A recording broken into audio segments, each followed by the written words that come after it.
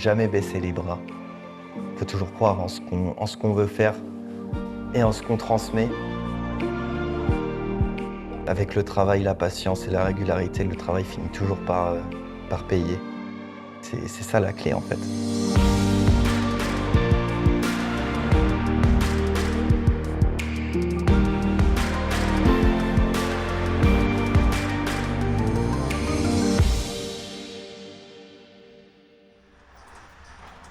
Je m'appelle Tad, j'ai 25 ans, je suis DJ producteur de Rouen et ça fait maintenant 8 ans que je mixe. Voilà. La musique, ça a commencé quand j'étais tout petit avec mon père qui faisait de la guitare. Du coup, je me suis vite mis à la guitare aussi. Sur mes études supérieures, c'est à partir de ce moment-là où est-ce que je me suis posé vraiment la question de est-ce que je continuais mes études ou est-ce que je faisais vraiment ce que j'aime. Et c'est de là que j'ai choisi de faire ce que j'aimais, quoi, ma passion. Le monde du DJ, ça m'intéressait parce que je voyais des vidéos sur Internet. Et c'est à partir de ce moment-là où est-ce que j'ai vraiment commencé à mixer. Je commençais à explorer le truc, faire des soirées privées pour ma famille, pour les potes, tout ça, quoi. Et c'est parti de là, quoi.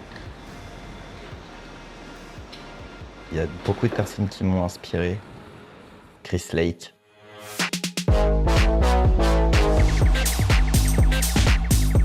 Mopi.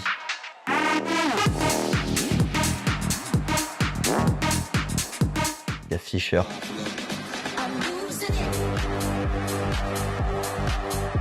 C'est une de mes plus grosses inspirations, que ce soit par le personnage ou par la musique qu'il produit.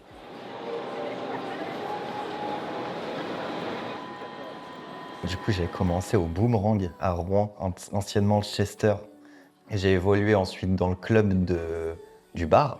Le Boomerang, ça s'appelle le Beau et le Spot. Et au fur et à mesure du temps, j'avais le saut en ligne de mire en mode dans la vie nocturne de Rouen, la boîte où il faut sortir, c'est le saut.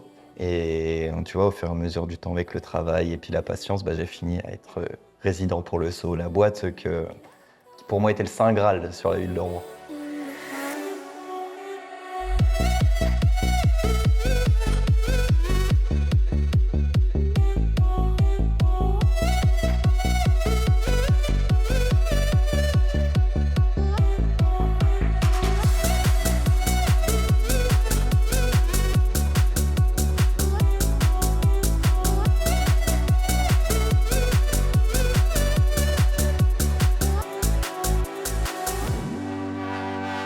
Au début, j'alternais à la fois mon alternance et à la fois le métier de DJ. Les horaires et tout, ça se chevauchait, c'était n'importe quoi, je dormais plus.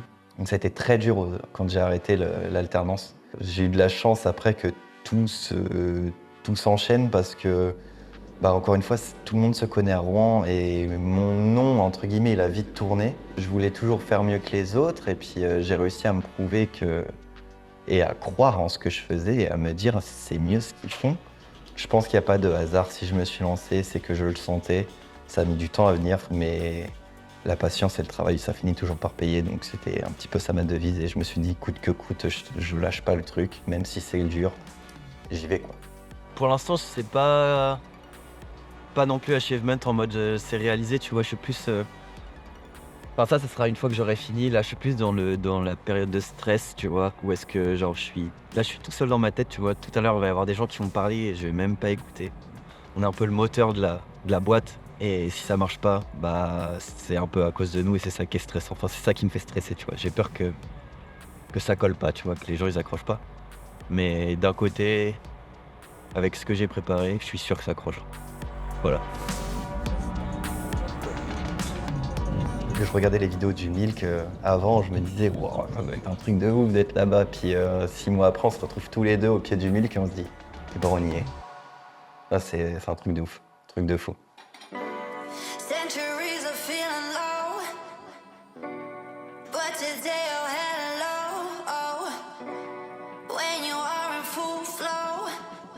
Je saurais pas te dire comment, mais en fait, je sens les gens et ça m'entraîne avec eux et moi, je les entraîne encore avec moi. Je donne, ils me rendent et c'est toute la soirée comme ça et ce qui fait que en fait, je vois même pas la soirée passer, quoi. C'est l'énergie des gens qui me tient sur la soirée, c'est l'ambiance, tout, quoi.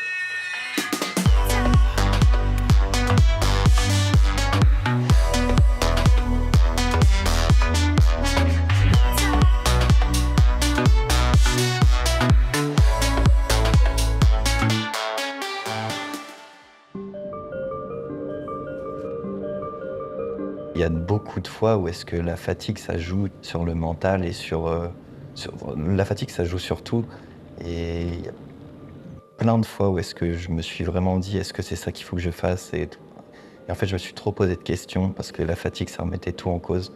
Il suffit de faire une petite pause de 2-3 jours et puis ça repart, quoi. Je garde une ligne conductrice sur laquelle j'ai envie d'emmener les gens et après je vois si ça prend ou s'il y a certains trucs qu'ils aiment moins, j'essaie de rattraper avec des titres qu'ils aiment pour leur donner ce qu'ils veulent, puis moi ensuite je leur donne ce que j'ai envie qu'ils entendent.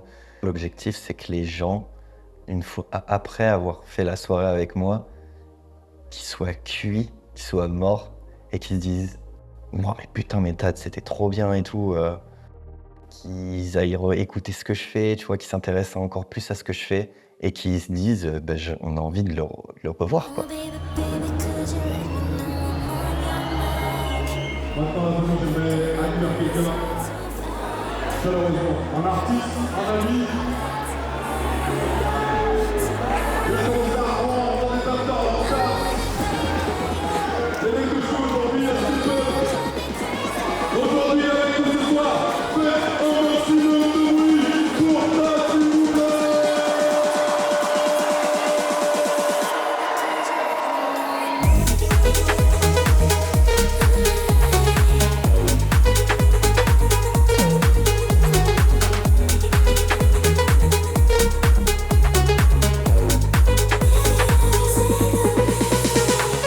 C'est toujours gratifiant de voir que les gens ils te suivent sur les réseaux sociaux et encore en plus qu'ils te reconnaissent. Tu sens que le travail il paye, que les gens ils te reconnaissent par la personnalité que tu essayes de montrer sur les réseaux. C'est vrai que ça n'a pas toujours été facile. Il y a beaucoup de moments où est-ce que tu te remets en question parce que tu envoies des mails avec les productions que tu fais, tu envoies des mails, tu essaies de contacter les gens. T'as même pas de réponse en fait, t'as même pas de nom ou de ouais, t'aurais dû changer ci, Il n'y a pas de réponse. Les gens ils prennent pas le temps de te répondre, c'est hyper frustrant.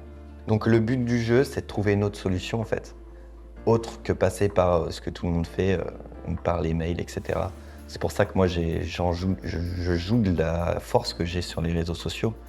Je dirais que les moments difficiles comme ça pour la production, où est-ce que tu as envie de te faire écouter, les réseaux sociaux, c'est un très, très bon outil pour essayer de faire part à ça, de montrer, malgré les non-écoutes des labels, que c'est pas parce qu'eux, ils aiment pas que le son, il peut pas plaire. They wonder how I do it like that. Two step, then I bring it right back. No scarf, got ice on the neck. 7-fit flex on the checks on deck. They wonder how I do it like that. Two step, then I bring it right back. No scarf, got ice on the neck. 7-fit flex on the checks on deck. Do it like that.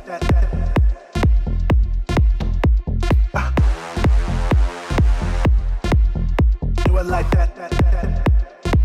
Then I bring it right back. Do it like that. Do it like, then I bring it right back. Do it like that. Do it like that. Then I bring it right back. J'ai mon dernier titre, Drop In It, qui va sortir sur le label Warner Music Central Europe, donc de la maison mère de Warner. En fait, je suis passé sur les plateaux radio en mode je suis DJ, je sais mixer. Là, maintenant, ça serait plus diffuser ma musique. Je pense que le jour où est-ce que j'entends ma musique Drop In It à la radio, je crois que j'ai des frissons.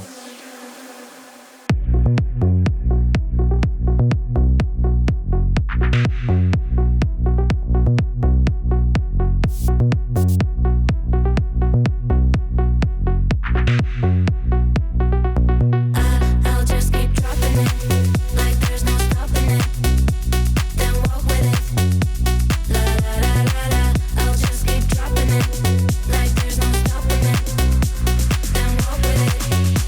La la la la la. Ouais, ce serait ça le truc, la finalité en fait, qu'on me rebook sur les événements de l'année d'après. Moi, ça me ferait vraiment trop plaisir parce qu'on va pas se mentir, c'est un kiff de mixer dans des endroits comme ça. Je me sentirais un petit peu... je sentirais de la reconnaissance dans mon travail. De sentir que ce que j'ai fait, ça a plu. et que les gens veulent me revoir. Et je pense que ça, c'est la meilleure récompense qu'on peut te faire après avoir mixé en prestation, que ce soit sur du privé, du club, du festival, des galas, tout ce que tu veux. Je pense que la meilleure récompense, c'est qu'on te dise « t'es trop bien ce soir » ou t'as trop bien mixé, c'était lourd ce que t'as fait. Vraiment, il y a pas meilleur mot merci.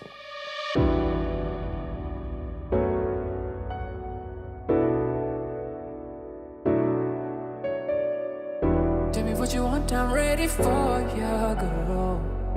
Let me get your breath, I'm shaking for you, girl. Le métier en globalité, un métier artistique, ça fait rêver parce que forcément t'as de la reconnaissance, les gens te donnent de l'amour, ils aiment ce que tu fais, ou alors ils aiment pas, mais ça c'est encore une autre histoire. Je pense qu'il faut faire abstraction de tout ça.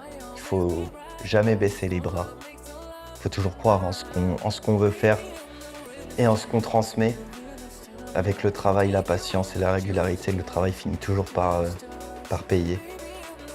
Pour réussir dans les métiers artistiques, c'est le travail, la régularité et la patience. Baby, I'm